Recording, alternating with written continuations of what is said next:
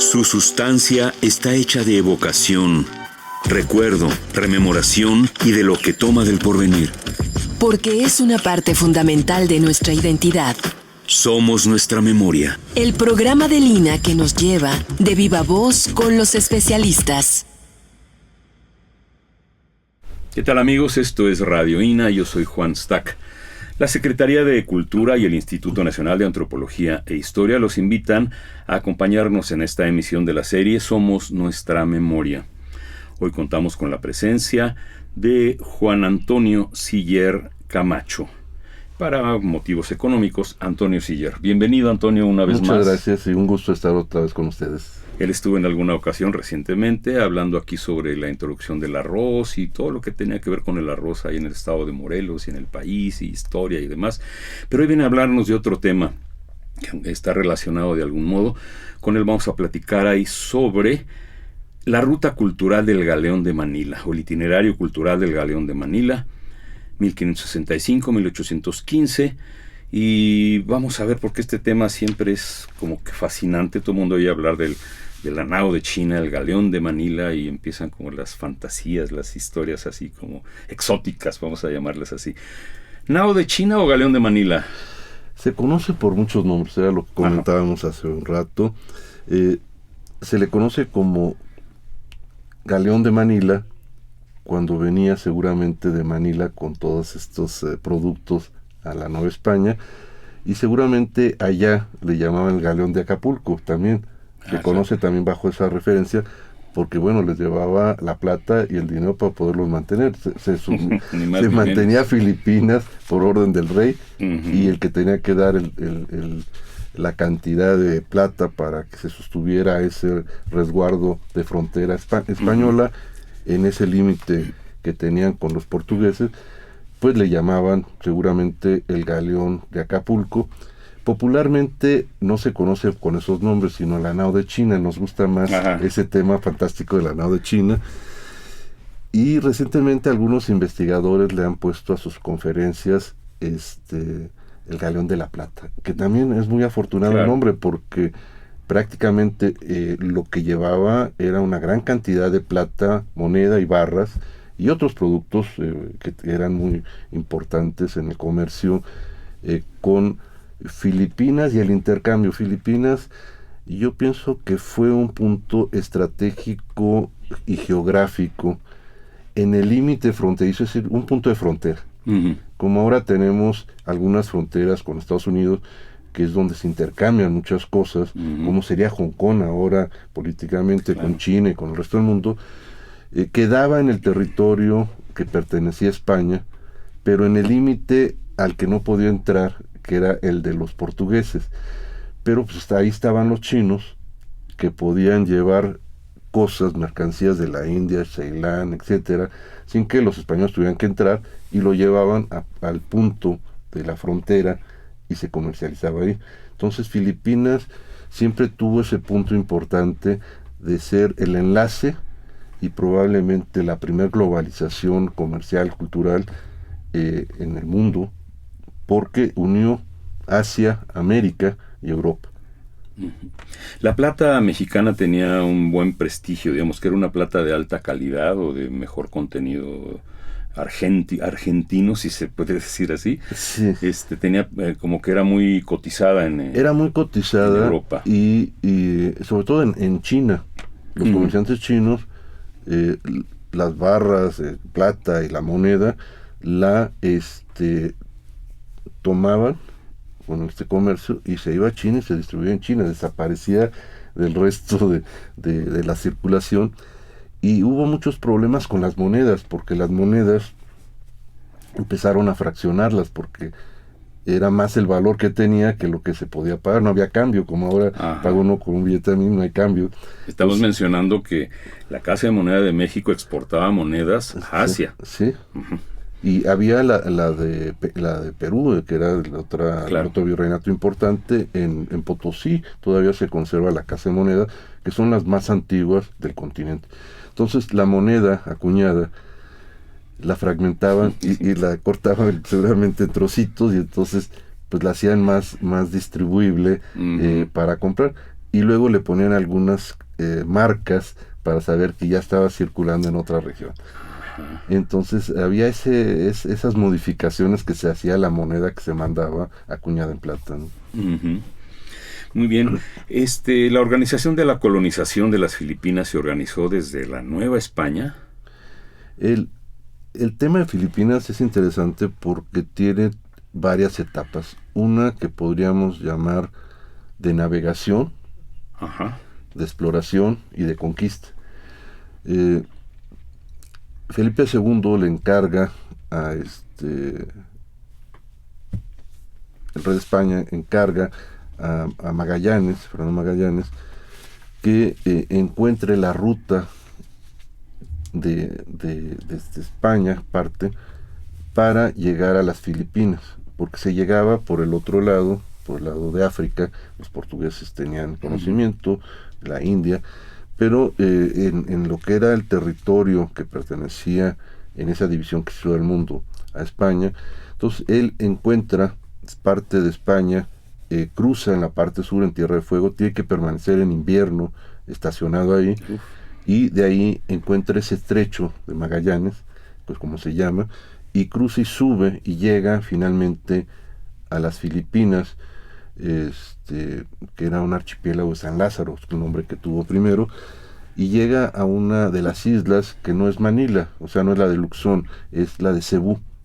Llega ahí, hace contacto con la población, y yo creo que el gran error es que intentó hacer después de la navegación navegación y descubrimiento, que era con las naves que iban, eran 4, intentó hacer cierta conquista. Y bueno, los de allá eran muchísimos, y en un combate lo matan, muere, se destruyen 3 de las naves, y Sebastián Elcano, que quedó a bordo de una de las naves, parte, y es el que hace la primera circunvalación a la Tierra, sí, de esa expedición de Fernando de Magallanes, que es la etapa de 1520-1521. Coincide con la conquista de México, con Hernán Cortés, claro, y el descubrimiento de esta otra zona de las Filipinas. Y luego hay varios intentos de Hernán Cortés en astilleros de mandar barcos, porque parte del intento de Hernán Cortés era de hacer el puente para llegar a las Filipinas, no tanto quedarse en lo que es la Nueva España, sino hacer ese puente. Y se hicieron en varios astilleros mexicanos embarcaciones para llegar, y algunas llegaron, o sea, se podía llegar. Hubo 3 o 4 viajes importantes en distintos años, se llegaba, pero no se podía regresar, porque no se conocían las corrientes, los vientos y la época. Y es Fray Andrés de Urdaneta, agustino, que ya había participado en varios viajes y tenía conocimientos de geografía, había navegado. Él era fraile, ¿verdad? Era un fraile agustino. Parte el 21 de noviembre de 1564 con Legazpi, y llegan a Cebú. Legazpi era el capitán de la nave. Exactamente, llegan a Cebú y le encarga que busque el tornaviaje. Y él, con los conocimientos que tenía de los rumbos que se habían usado anteriormente, tomó una latitud más al norte. Era una de las que faltaba probar, y encuentra que se da una corriente y los vientos que le permite hacer un viaje muy largo. El viaje de regreso tomaba 6 o 7 meses. Y salir a las costas nortes de California. Él costea y baja a Acapulco el 8 de octubre de 1565, y se establece por primera vez la ruta, el conocimiento de la ruta y el inicio de ese comercio a distancia, que venía de España, México y Filipinas. Y el año pasado celebramos los 450 años de ese primer descubrimiento de ruta y de viaje. La Nueva España funcionó hasta la independencia en 1815. Por 250 años se pudo tener ese comercio y monopolio, porque era un monopolio de 1565 a 1815. Leí por ahí que hubo como un último galeón en 1821, sí, que fue decomisado por Iturbide. Sí. Pero ya no forma parte de este ciclo de 250 años exactitos, sino no, como que se excede porque se rompe el comercio.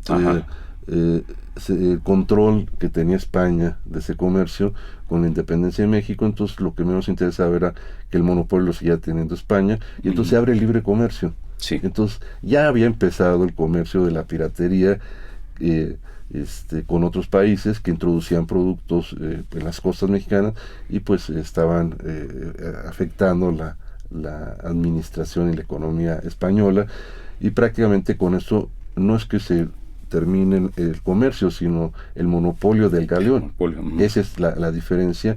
Y luego el encontrar nuevas rutas, y ya ese tratado de Tordesillas pues se hace mucho más flexible, se termina, y resultaba más corto finalmente bajar, más o menos el mismo tiempo, bajar de España, África, India, era una ruta, pero después con el canal de Suez, hacia final mediados del 19, se podía ir de Europa a Filipinas en 40 días, cuando el más corto eran 3 meses desde Acapulco a Filipinas. Quiero regresarme a los pioneros de estos galeones, al primero, porque el primer viaje parece que también costó muchas vidas.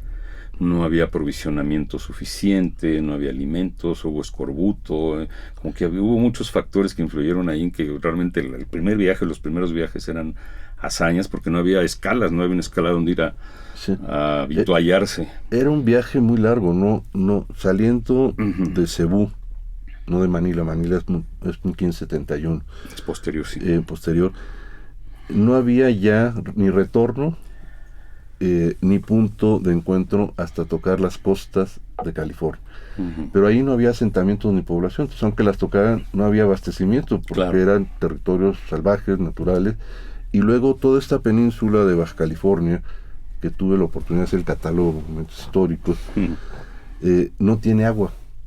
Solo hay 2 ríos en Baja California, uno al sur y uno en Mulegé, y en las montañas, Veneros, etcétera. Pero todo este desierto vizcaíno no tiene agua, entonces no se podía establecer un asentamiento más arriba para poder ayudar a las naves que venían prácticamente ya sin nada, y además de un viaje de 6 o 7 meses, y que además tenían que salir a final de julio, porque tenían, así como guillotina, empezaban los monzones, y con los monzones venían los tifones. Entonces, si no pasaban en ese momento, un tifón destruía los barcos o los aventaba contra Japón o contra las costas que había todavía en esa zona, y si salían tarde o antes, no había vientos. Entonces el término de calma chiche es que no hay viento para mover el barco. Entonces tenían que entrar a la corriente que los movía, y entrar a los vientos que los transportaba, y librarse de las tormentas. Muchos se perdieron, quedaron hundidos, y yo creo que otro tema también importante era la corrupción. Caray. Es decir, esa parte a veces no se pone en los libros de historia, pero en lugar de traer alimentos suficientes o el armamento que debería traer, pues se prefería traer mercancías. Entonces le mermaban, traían a lo mejor los cañones, pero no traían las balas, porque pesaban, y una bala pues no valía lo mismo que lo que mandaban allá en porcelana Seda, y trataban de mandar la menos cantidad de comida seguramente, y que ahí se la llevaran, porque pues era un peso que se podía cambiar por mercancías. Qué bárbaro. Y luego además se situaban unas tarjetas para que los que estaban allá pudieran usarlas para enviar cosas, y los comerciantes novohispanos allá compraban las tarjetas para tener más capacidad de mandar en volumen. Había contrabando además. El barco venía casi a ras, con carga de mercancías más que alimentos y defensa. Y luego la piratería. Inventaban siempre una parada en San Blas para reparar, pero era para bajar todo el contrabando que venía de más. Y luego además en Acapulco paraban en una de las caletas para seguir descargando. O sea, venían descargando lo que no se registraba al fisco en el momento, y ya lo que bajaban en el puerto pues era la que tenía que pagar una cantidad, ¿no? La oficial, digamos. Se daba todo eso, y había una pérdida de humana muy fuerte.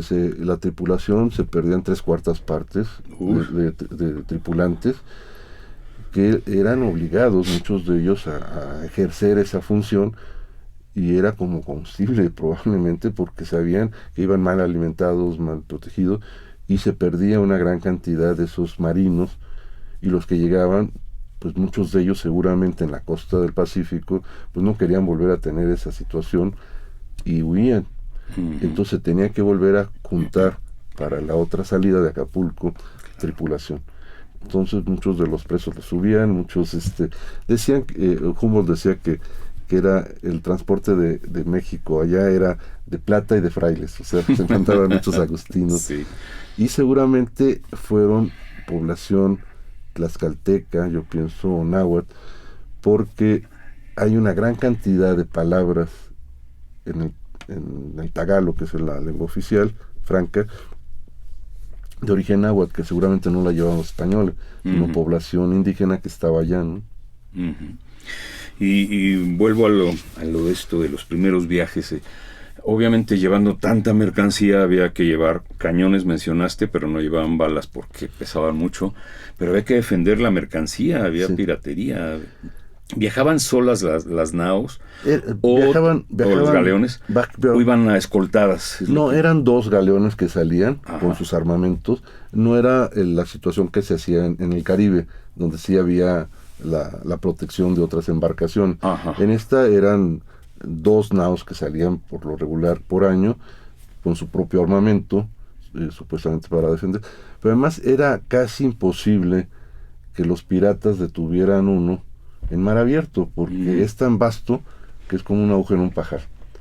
Lo que hacían era, los capturaban ya cercanos a las islas al llegar allá, porque sabían que en qué fecha estaban llegando los que venían con plata mexicana. Entonces no los buscaban en el mar abierto, sino en los puntos por donde tenía que pasar. Se dice que cuando encontraron la ¿cómo se llama? ¿Tornavuelta o tornavuelta o tornaviaje? Tornaviaje, que pasaban por Japón y que desviaron la ruta porque una vez Japón se llevó completito un galeón. Sí. En fin, cosas así que hubo un tifón y uno de los barcos con un cargamento muy importante pega en la costa de Japón, y el rey de Japón, gobernante, toma cautivos a los sobrevivientes y toma el botín de todo. O sea, cuando no podía, pertenecía a otra, no estaban llegando a su. Entonces se inventa un poco de que los religiosos ya estaba prohibido que anduvieran ahí y que rompieron sus órdenes para justificar tomar todo el botín del barco. Y esa es la historia de San Felipe Jesús, porque en ese barco venía San Felipe de las Casas, que era como se conocía, y después fue San Felipe Jesús, y es el martirio de ellos. Los capturan, los llevan por las islas, les cortan unas orejas a muchos de ellos y los crucifican. Y es interesante porque esa referencia la tenemos en Cuernavaca, en los murales de la catedral. Los 26 mártires de Japón. Exactamente, es decir, están representados, y fueron descubiertos en el 58, 59. Ricardo Robina hizo trabajos de restauración y quitan los colaterales, estos retablos de pasta y algunos muy nuevos, y encuentran que atrás había una pintura mural de finales del 16, principios del 17. Y retiran todo eso y se hace este gran descubrimiento de todos los murales en los muros interiores, donde viene toda la historia de San Felipe Jesús, que es el primer mártir mexicano sí.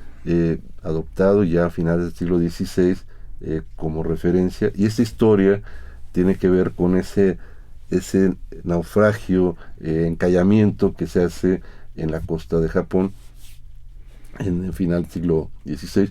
Y Morga, que es un cronista muy importante, enviado por el rey para controlar y que le dijera cuáles eran las fechorías que se hacían en todos lados, y hace unas cartas donde todo el mundo tenía cosas pendientes.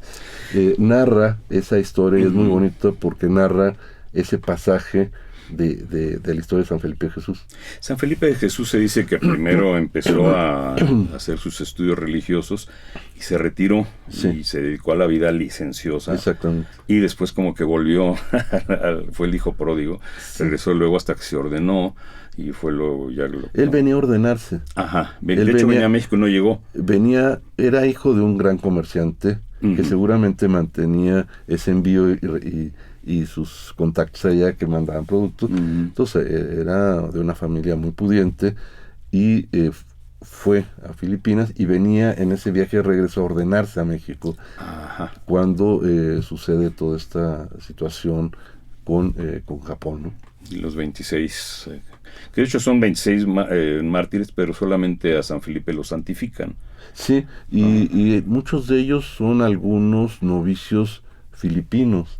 No mexicanos, no hispanos, digo. Sí, que ya se habían incorporado y pues tenían, había esa situación de ordenamiento que no se permitía difundir la religión en Japón. Entonces de ahí los toman y se hace esa situación. Creo que es el 5 de febrero, ¿no? La fiesta de San Felipe de Jesús. 5 de febrero, sí. Y se celebra en las costas mexicanas, particularmente en Colima, y va asociada a la Petatera, esta plaza de toros que inicia la feria el 5 de febrero y tiene que ver con la fiesta de San Felipe de Jesús, que en esta región lo tiene como protector contra los sismos. Es una zona sísmica y parece ser que San Felipe de Jesús es muy bueno para que no tiemble tan fuerte, ¿no? Mira, esa no me la sabía. En fin, hablaste de que duraban los viajes menos de venida que de ida, bueno, hacia Acapulco que de regreso a Manila por las corrientes. Los galeones eran embarcaciones muy grandes, se habla de 3 o 4 palos, de los que saben los postes, sí, los postes, estos palos, sí, mástiles, y que son, bueno, tienen toda una terminología. Es una arquitectura naval extraordinaria. Efectivamente, sí. Y cuando uno se pone a ver que esa arquitectura, pues tiene que resistir humedades, lluvias, golpes, vientos, y tiene que moverse, es una arquitectura móvil y de gran calado, es decir, nunca se habían hecho esas embarcaciones en el mundo, es la primera vez que se hacen con esa dimensión, y era una hazaña hacer una embarcación de ese calado en astilleros en Cavite frente a Manila. Se hicieron, la mayor parte se hizo en esa zona. Estuviste ahí, ¿verdad? Estuve ahí. Y hay otros astilleros en Filipinas donde también se construyó, pero los más importantes estuvieron ahí, y algunos otros astilleros en Asia. En México hubo astilleros, pero no llegaron a ser barcos de ese calado, se hacían barcos de cabotaje, barcos que van junto a la costa. Cabotajes que no salen a mar abierto, sino que van siempre costeando y que entran a ríos, etcétera. Ahora, la gran ventaja que hubo ahí es la riqueza de maderas, es decir, hay maderas que son hechas para estar en el agua, que no se pican, que no se tuercen, etcétera, y la riqueza que hay en Filipinas, en sus montañas, en sus bosques, permitía escoger las mejores maderas para cada función, es decir, no es un árbol para todos, sino alguna parte del barco lleva un cierto tipo de madera que es más rígida, más flexible. Entonces la riqueza de las maderas que había ahí y la explotación, porque nosotros decimos, y bueno, ahora lo descubrí, nosotros somos vemos como fantasía el galeón de Manila, pero el galeón de Manila representa las minas de plata de México de explotación, porque el galeón de Manila implicaba que todas las comunidades las explotaban para obtener la madera. O sea, acá se obtenía la plata, ya se obtenía la madera, y tenían que dejar de cosechar, etcétera, para estar aportando madera para los astilleros. Entonces, cuando uno habla un poco de ese tema en Filipinas, uno se da cuenta que no es tan fantástico como lo pensamos en cuanto a implicó explotación para la obtención, implicó explotación para la construcción de los navíos. Entonces es un tema pues difícil, porque si uno ve el lado humano y cultural y social, pues sí, trajo esa relación cultural, comercio, pero implicó la elaboración de esos grandes navíos, de una explotación, no se pagaba lo que costaba hacerlos, ¿no? ¿También traen filipinos a México para los astilleros? Venía población filipina como marineros. Lo que mencionaste la otra vez, lo del arroz, que venían filipinos a venían a cosechar el arroz. Venían como parte de la tripulación y muchos huían al llegar a los puertos. No es que se quedaran yo bonito. creo, porque no estaba permitido. Y creo yo que una de las cosas que hicieron los agustinos allá no fue tanto enseñarles el español, usaron los modelos que acá se usaron en la Nueva España, de aprender la lengua local, claro. Porque el tagalo es la lengua franca junto con el inglés actualmente, pero hay 170 lenguas. Uf. Y hay 1107 islas, entonces cada uno habla y está en su lugar y se organiza de manera diferente. Entonces 1107 islas.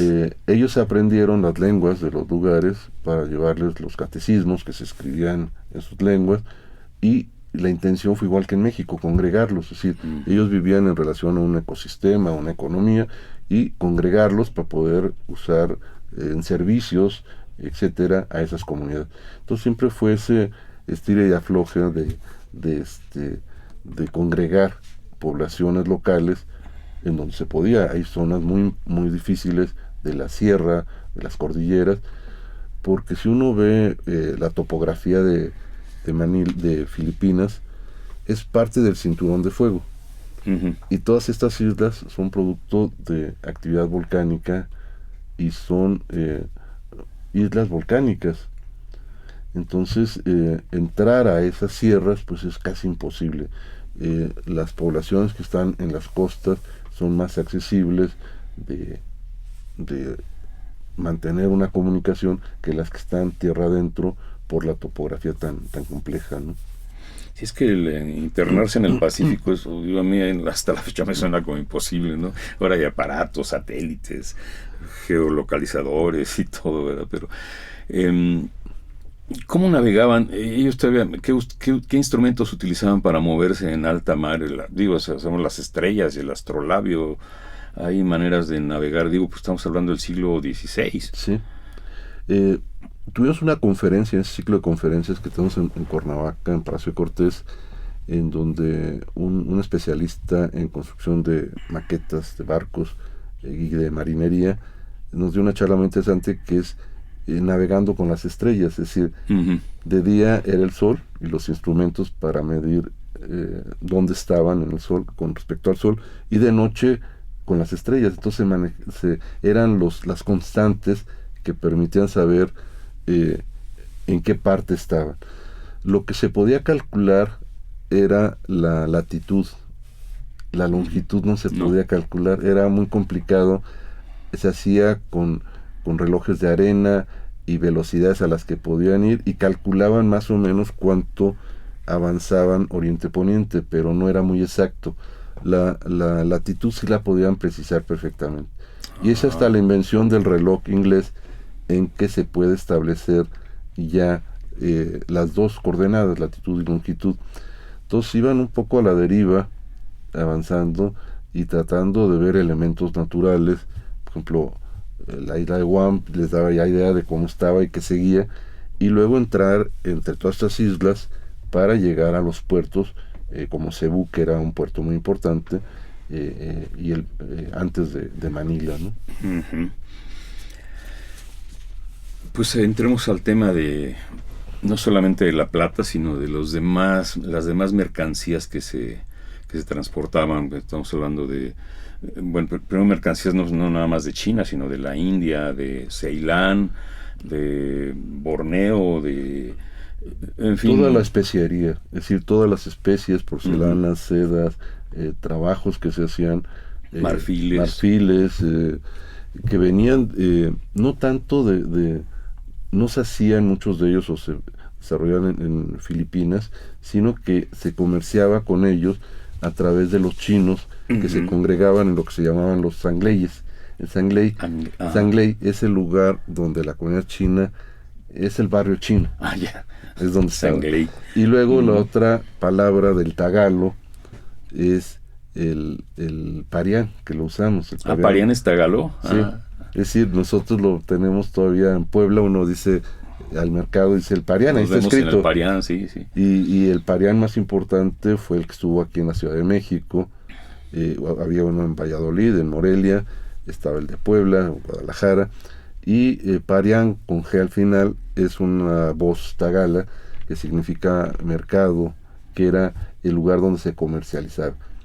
En el caso de México eran productos, pero en el caso de Filipinas era donde se congregaban a los chinos extramuros, o sea, nunca estuvieron adentro de la ciudad. Había ese gran temor de una revuelta china, y entonces a la hora de toque se sacaban a todos los chinos de la ciudad de Manila y no podían estar adentro, y estaban congregados en los Angleyes, que eran los barrios chinos, y en el Parián, en donde se ordenaba el mercado de cómo debían de estar. Y hubo alrededor de 9 parianes, porque se quemaban, se cambiaban, fuera muy conflictiva esa relación, y era en donde se suponía que no debían de llegar tantos chinos, pero cada vez que venían mercancías venían con chinos y ya no se regresaban. Claro. Entonces empezó a crecer mucho la población, y la relación con los criollos y hispanos pues era muy desigual, y tenía ese gran temor de que en un levantamiento chino pues, se acabara Manila y lo tomaban y los chinos se ocuparan, ¿no? Qué historia. Hacemos una breve pausa para recordarle a nuestros ciberescuchas, cibernautas, que estamos en Radio INA, en el programa Somos Nuestra Memoria. Estamos transmitiendo a través de www.radio.ina.gov.mx desde la colonia Roma de la Ciudad de México, capital de la República Mexicana, para todo el planeta. Hoy estamos conversando con Antonio Siller sobre la ruta cultural del Galeón de Manila. Y continuamos entonces, vamos así que a desmenuzar las mercancías. ¿Qué iba y qué venía? Porque, digamos, de aquí se iba que zarzaparrilla, tintes, en fin, quiero que me hables un poco de... Una cosa muy importante, al igual que la plata, eran los pigmentos de origen animal, la grana cochinilla. La grana cochinilla. Entonces, en la región de Oaxaca y toda esta zona se producía y valía su peso en oro. Pero además, volvió locos a los chinos porque sus sedas podían tener pigmentos de mejor calidad. Uh-huh. Entonces ese producto ya teñido con un pigmento mexicano, pues regresaba a venderse como una seda con un pigmento extraordinario.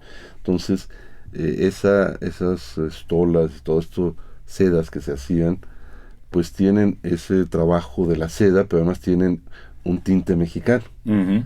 Entonces plata, grana cochinilla, el cacao, uh-huh, que era, pues se desarrolló cerámica, porcelana, para tomar el chocolate en tazas de porcelana. uh-huh. La vainilla. La vainilla, que es también. Y hay 3 productos que volvió locos a los filipinos y todavía, que fueron de América y de México.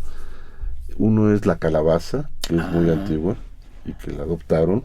Uh-huh. El camote, que les encanta, inclusive hay 3 islas antes de llegar a Cebu que se llaman Camote. Así es su nombre. Sí, es el nombre, sí, uh-huh, Camote. Entonces ese tubérculo les encantó y fue parte de su dieta y lo consumen. Y la piña.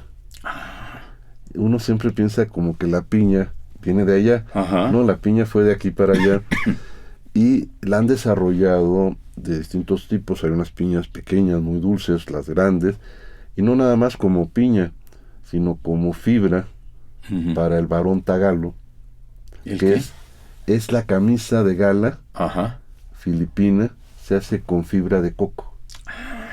Entonces es un textil extraordinario, vale una fortuna, porque tener una de esas pues no es una de algodón, es una de lino.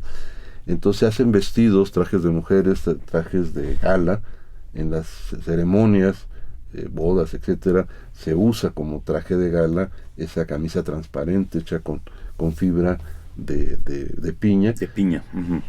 Y bueno, no nada más le sacaron jugo a la piña, sino se hizo textiles con esta fibra, y es una de las cosas que se consumen y que se tienen. Y en esos préstamos culturales de ida y vuelta, pues algunas cosas pensamos que son de aquí y otras ellos piensan que son de allá, han sido siempre de ellos. Nos llega el tamarindo, por ejemplo, toda la especiería, la nuez moscada, el clavo, la pimienta, etcétera. La canela de Ceilán. La canela, que nuestros moles sin todo eso, pues no serían lo que son, ¿no? Entonces hay una fusión de ambas partes en esas combinaciones y esa gastronomía que se desarrolla en ambos lados, ¿no? Uh-huh. Y eso enriquece mucho la relación cultural, la relación en todos los aspectos de la vida cotidiana, como podría ser la gastronomía, ¿no? Y allá viene también el sándalo, el alcanfor, el jengibre, el clavo, el jengibre. Sí. Ajá. Hay una cantidad impresionante de cosas. Bueno, el mango de Manila, su nombre lo dice. Sí, ¿verdad? Y lo tenemos en el Jardín Borda. Es decir, el año pasado invité al embajador filipiense en México a que conociera el Jardín Borda. Llevó a un fotógrafo de la embajada y enloquecieron cuando vieron que el jardín de aclimatación de Manuel de la Borda pues está lleno de árboles de mangos de Manila. Y ese es un tema muy importante porque estos productos que iban y venían tenían que aclimatarse. Esa es una parte muy importante que nos lleva a la idea de los jardines botánicos o jardines de aclimatación. Los hubo en Acapulco. El de Cuernavaca era un jardín de aclimatación, como lo fue Huastepec en una época prehispánica. Uh-huh. Lo que se lleva ahí se aclimata y después ya se distribuye. Y hay un fraile agustino que hace el primer catálogo en el siglo XVI en el convento de San Agustín de toda la flora filipina y la que iba de aquí. Entonces hace un catálogo de esos que se hacían en esa época, en el siglo XVI, con dibujos extraordinarios, con colecciones, y en el propio convento había un jardín de aclimatación, o sea, donde se ponían las plantas para ver cómo eran, cómo se desarrollaban. Entonces es un tema que tiene que ver con ciencia, con arte, porque esos dibujos son extraordinarios, son obras de arte ligadas, no había cámaras fotográficas, entonces había que reproducirlos con dibujos, ¿no? Uh-huh. El Jardín Borda, como tú vives allá, pero la gente que nos escucha no sabe que estamos hablando de Cuernavaca. Es Cuernavaca, Morelos. Sí. Es el jardín más importante, probablemente de América. Es precioso. México, del siglo XVIII. No muy bien intervenido, han hecho cosas bastante fuera de contexto, pero creo que 3 espacios muy importantes que deberían de ser conservados de manera correcta es el Jardín Borda, único como jardín de aclimatación, la Alameda, que es un jardín recreativo, y el abandono del Pensil Mexicano, que también es otro espacio muy importante. De estos espacios verdes, el propio Chapultepec, que es un espacio extraordinario. Chapultepec de Cuernavaca. Bueno, allá le llaman Chapultepec, pero el de aquí también. Sí. Y estos lugares, Huastepec en su momento también, que eran lugares que por sus condiciones las plantas podían adaptarse y aclimatarse y distribuirse, ¿no? Uh-huh. El mantón de Manila. El mantón de Manila es curioso porque es el traje nacional en España, que era hecho con estas sedas orientales, pigmentos, etcétera, y lo hacían al gusto de los españoles. O sea, no es un diseño oriental, sino lo hacían con diseños de ellos, a su gusto, y se mandaba, y era un consumo importante, y todavía, bueno, es una de las prendas que, si nos ponemos a ver, en las fiestas tradicionales, las mujeres usan estos mantones de Manila, y el traje de China poblana, claro, que vemos que se hace con esta influencia hindú, con Shakira y colores, que bueno, también hay mucho mito de eso, pero bueno, ese traje colorido, pues parece más hindú que mexicano, ¿no? O chino, ¿no? Sí. El mantón de Manila, entonces, ¿se mandaba a hacer allá? Se hacían y se exportaba porque era un producto que se podía consumir muy bien, porque eran productos suntuarios. Uh-huh. Entonces había productos a granel, que seguramente eran las especias, claro, y productos suntuarios que eran no nada más la seda, sino ya convertida en un mantón, cerámicas, porcelana, que las familias las pedían con algún diseño de la familia, o con algún color, o con alguna figura, y entonces ya se hacían también algunas cosas por pedidos especiales con diseño. Y eso llevó a un comercio muy especializado, muy suntuario en ese sentido, y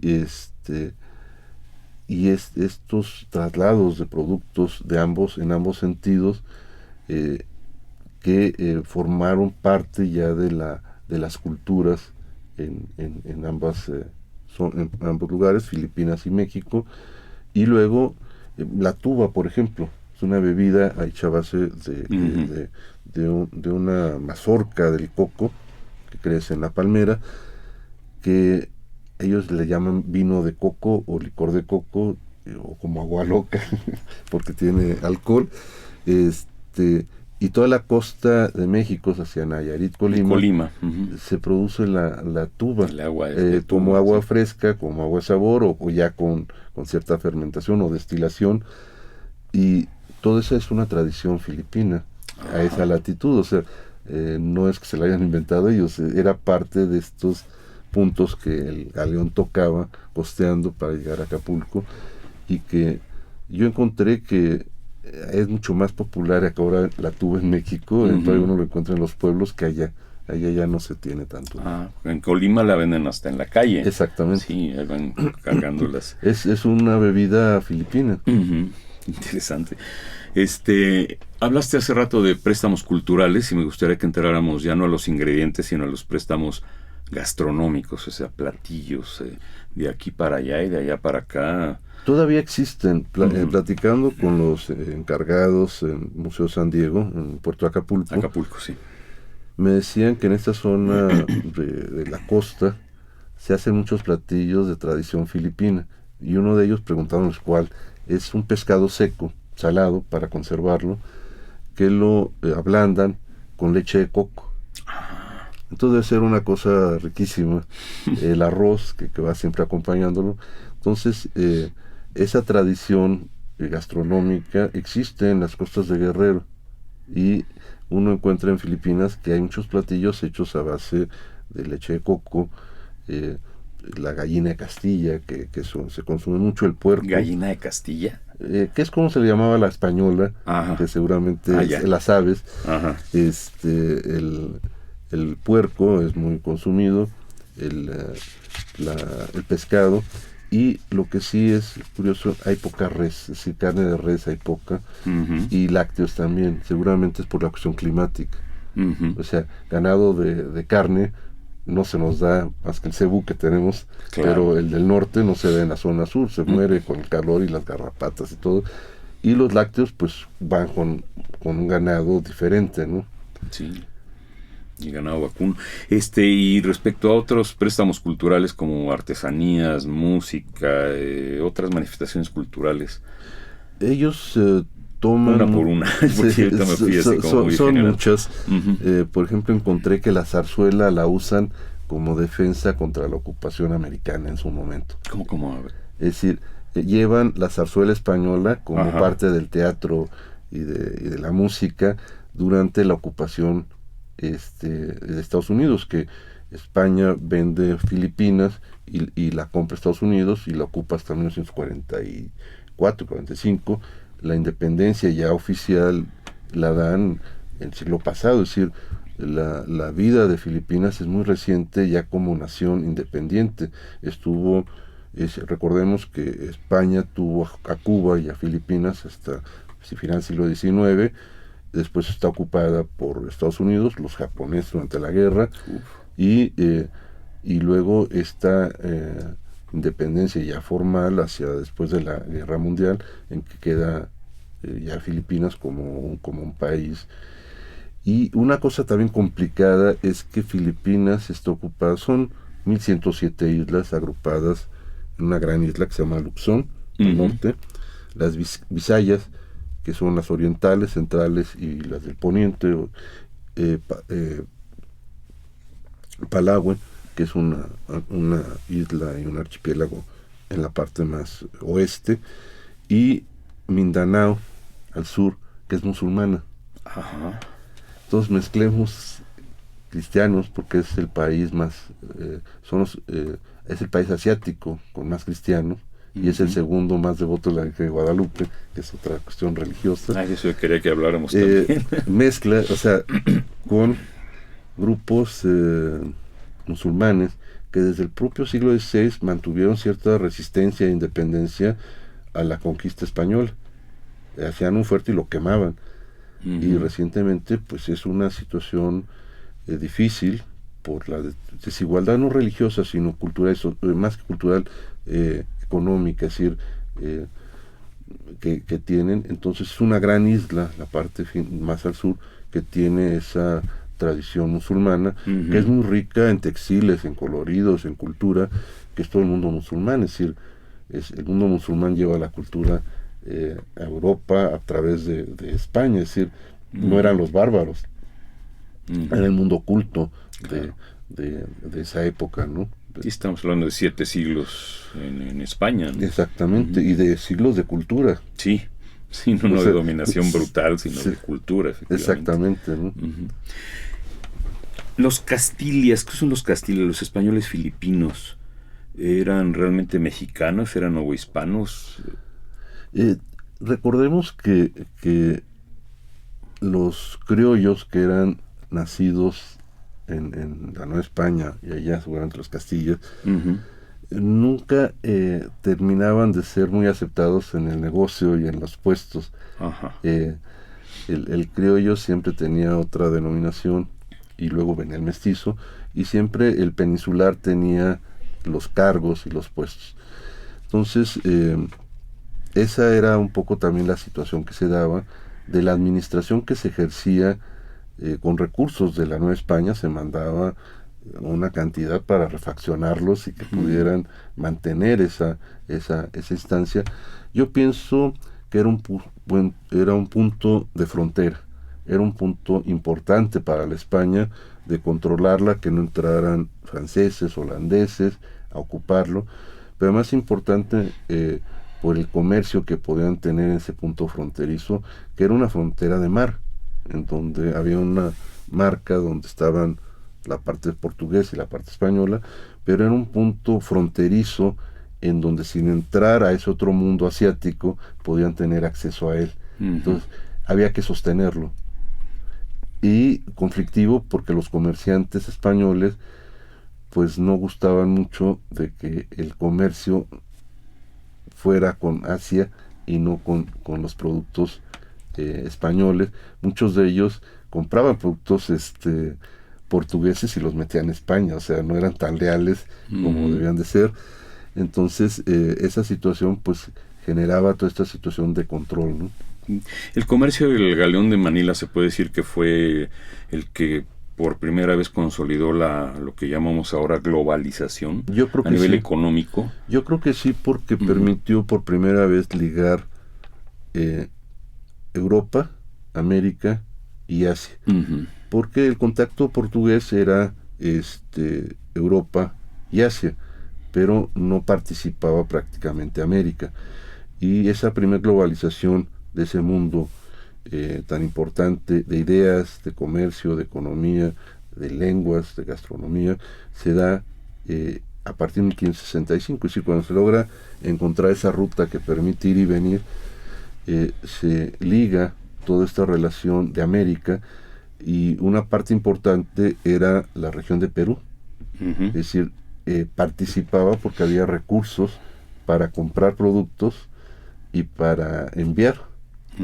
Entonces este circuito no era nada más transversal, era una especie de T, tenía un circuito hacia abajo con Perú, y México mandaba productos a Perú, no legalmente porque no se permitía, pero se hacía ese flujo. Y yo creo que el comercio hacia esa parte de Sudamérica, hacia Filipinas, fue también muy importante.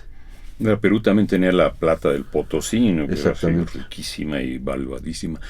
A nivel económico había lo suyo. Has hablado de piratería, de contrabando, de comercio ilegal, o no sé cómo llamarlo. Pero había intereses también legales, digamos. Había un monopolio sevillano, por ejemplo, leía por ahí. Sí, sí. Los de Sevilla no querían que se vendiera tanto en la nave de la China, y querían limitar que no se vendiera más de 250,000 pesos de entonces, o no sé qué moneda era. Ponían un límite que nunca se respetaba. Que nunca se respetó. Porque los que tenían el negocio eran los novohispanos. Claro. Que decían, bueno, nosotros estamos acá, ya sabemos lo que queremos. Y tenían el recurso. Entonces la cantidad de lo que se podía transportar se rebasaba, los montos se rebasaban, y el comercio prácticamente se hacía con América y con Filipinas, y probablemente parte de lo que sobraba iba a España, pero los que ganaron en este comercio fueron los hispanos, novohispanos, uh-huh. Y bueno, los otros estaban un poco al margen por distancia y por muchas razones del negocio jugoso que se daba, porque además los que tenían la plata y las mercancías eran estos dos grupos, ¿no? Claro. El grupo chino. Los chinos se enriquecieron porque eran los que comerciaban con los españoles en estos mercados para surtir y abastecer los productos que se requerían. Los filipinos eran más bien población de servicio, pero los comerciantes no eran los filipinos, eran los chinos. Entonces el papel de los chinos fue siempre muy importante, y lo es ahora. Es decir, si hablamos de globalización, no es ahora, es desde el siglo XVI o antes que mantenían ese control comercial, y pues que ahora es una potencia, ¿no? Uh-huh. Pues nos queda ya poco tiempo, todavía nos queda tiempo. No sé si quieres hablar sobre el libro. Este libro que sacaron con motivo del 450 aniversario del tornaviaje del Galeón de Manila al puerto de Acapulco, 1565-2015, que lleva por título El itinerario cultural del Galeón de Manila, arte y cultura México-Filipinas, una mirada desde Cuernavaca.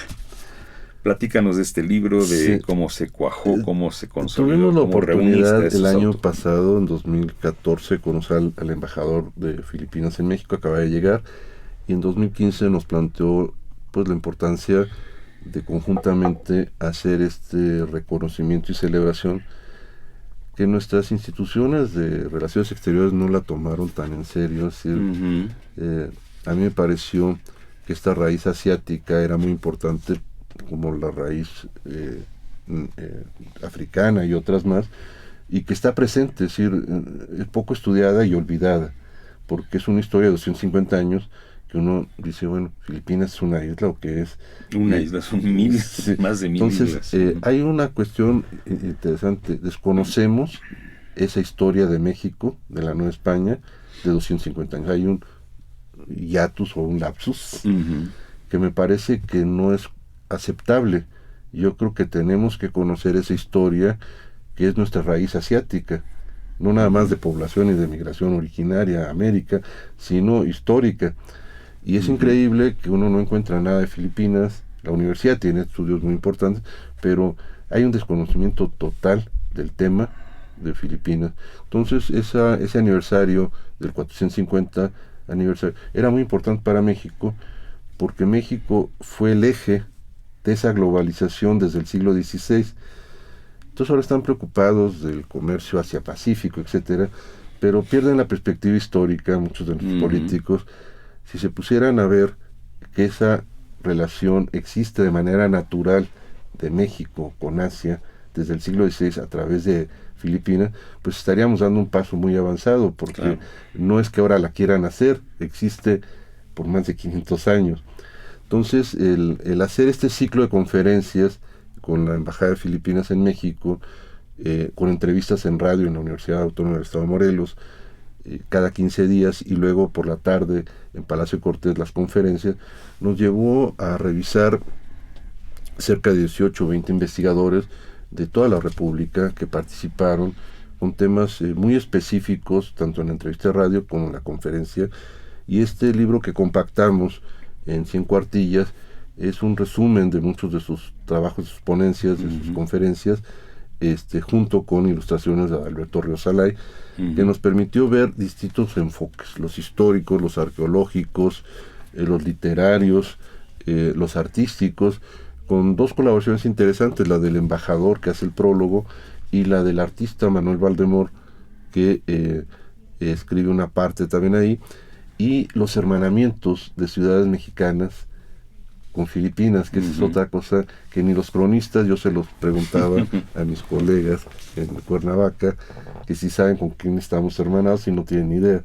Entonces, los hermanamientos permiten establecer proyectos generales y específicos de cultura, turismo, vinculación, etcétera, que pueden ser muy útiles entre una ciudad con otra donde hay ciertas afinidades. México tiene 5 o 6 ciudades hermanas, son Manila, Cebú, Vigan, Baguio, San Antonio y otras más, con ciudades importantes como Acapulco, Taxco, Cuernavaca. Cuernavaca está hermanada con una ciudad que se llama Tagaytay, que es como el Cuernavaca de Manila, está como 80 kilómetros y tiene un clima muy similar. Entonces fue importante sacar en uno de los artículos cuáles son estas y por qué estamos hermanados con ellos, cómo se hicieron estos hermanamientos, y tener un referente. Este segundo año, el 2016, hemos seguido con este ciclo por segundo periodo, viendo la parte de los caminos de tierra. Es decir, en el primero vimos los caminos de mar y ahora los caminos de tierra, porque estos caminos que llegaban a Acapulco y a otros puertos San Blas comunicaban por tierra al interior como caminos reales. Entonces, la continuación del camino de agua de Manila a Acapulco se continúa por Chilpancingo, por Taxco, por Cuernavaca y la Ciudad de México. Y luego continúa Puebla, Jalapa, Veracruz. Y luego sigue hacia por mar, hacia Europa y de regreso. Entonces, si no mencionamos esto ahorita en la conversación, el cruce por tierra. Toda esta parte de tierra es importante porque había las aduanas, había los mercados, había los parianes, las estancias en donde iban avanzando estos productos, y tenemos algunos muy importantes en la Ciudad de México, las rejas interiores de catedral, fueron talladas en Filipinas y traídas en barcos, desarmadas. El facistol del coro. Sí, es famoso ese facistol, donde se ponen los libros de coro para que con las letras gigantes. Si uno supiera toda esta historia, cuando uno va a catedral y lo ve, dice uno, esto navegó desde Filipinas y fue traído de Macao, sí, que era ese comercio, y llegó acá y lo tenemos. Estas puertas extraordinarias del Museo de la Ciudad de México, con estas figuras talladas en madera, muy orientales. Entonces tenemos en nuestra ciudad cosas que fueron hechas de esta relación, y hay este desconocimiento total. Entonces se celebró en 2014 porque fue la salida el 21 de noviembre y en Barra de Navidad se hizo una ceremonia. Y luego el 8 de octubre del año pasado, 2015, eran los 450 años de la primera llegada. Entonces se hizo un evento, unas exposiciones, y en el libro hicimos parte de esta referencia. Yo creo que necesitamos revisar esa parte de nuestra historia e incluirla.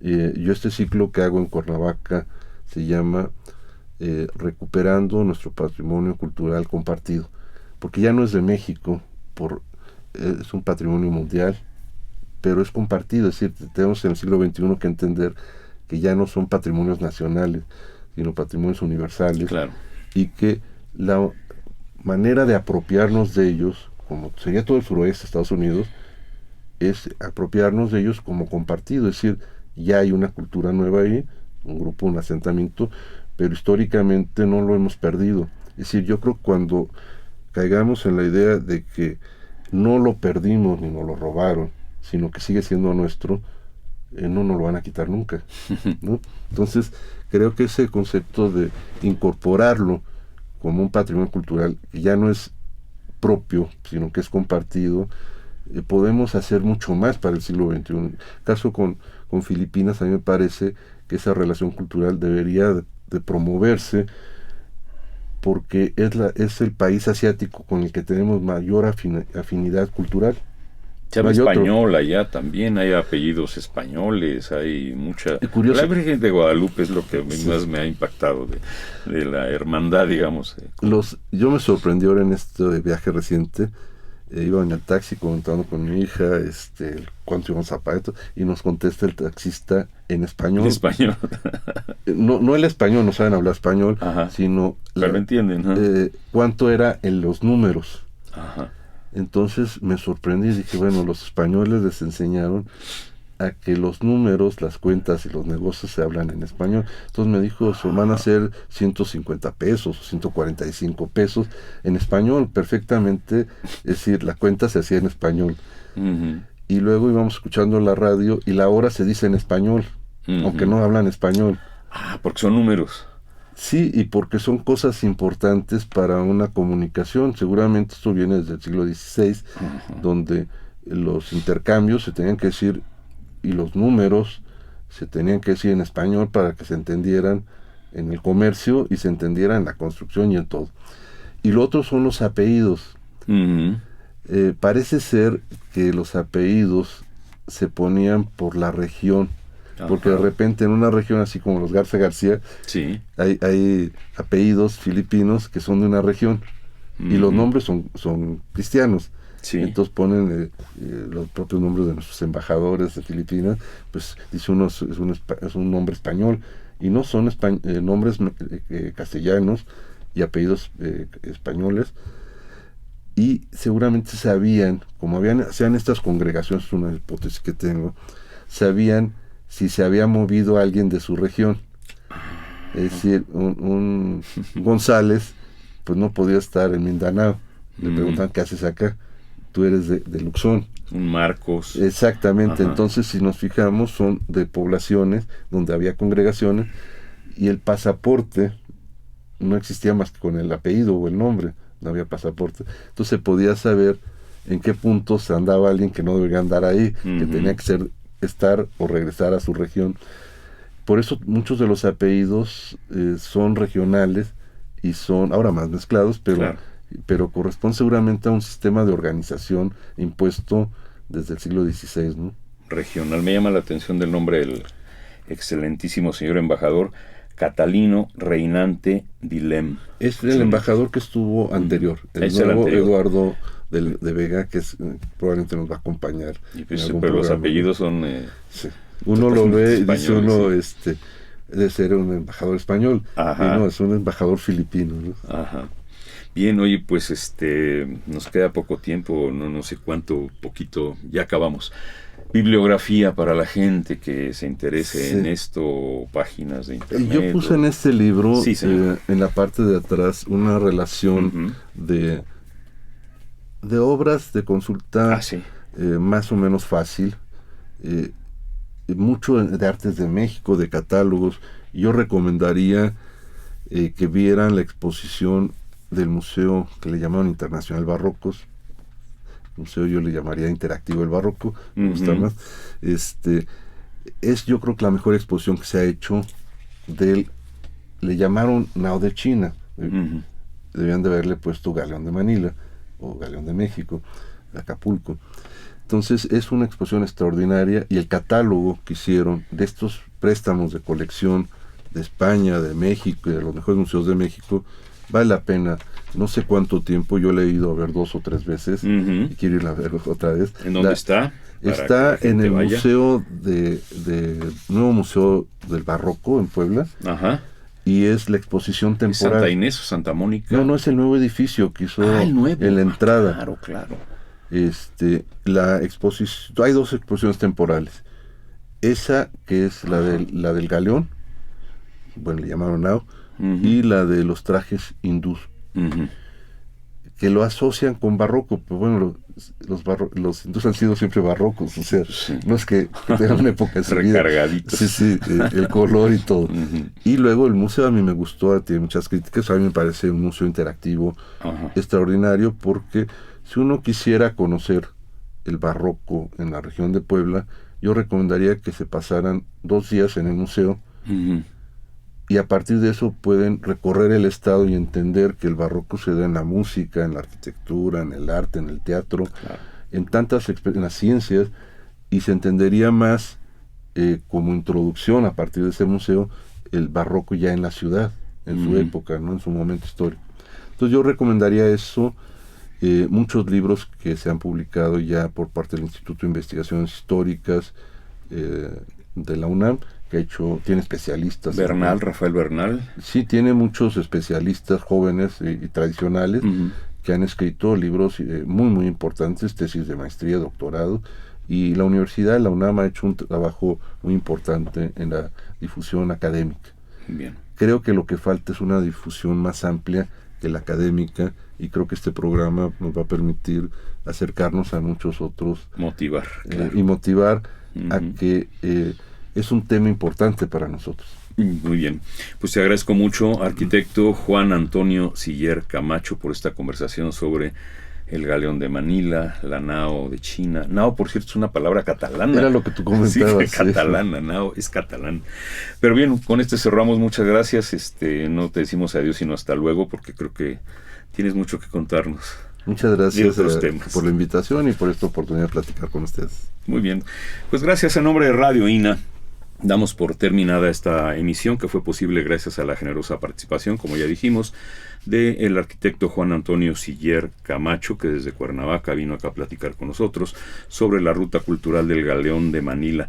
Gracias a nuestros ciberescuchas por su atención. Les sugerimos consultar más de nuestra producción a través de www.radio.ina.gov.mx. Es una realización de la Dirección de Medios de Comunicación a través de la Subdirección de Radio a cargo de Gabriela Marentes. Producción, Eva Nivaldo Morales. Controles técnicos y edición, Joel Cuautle. Conducción, Juan Stack. Gracias, hasta pronto.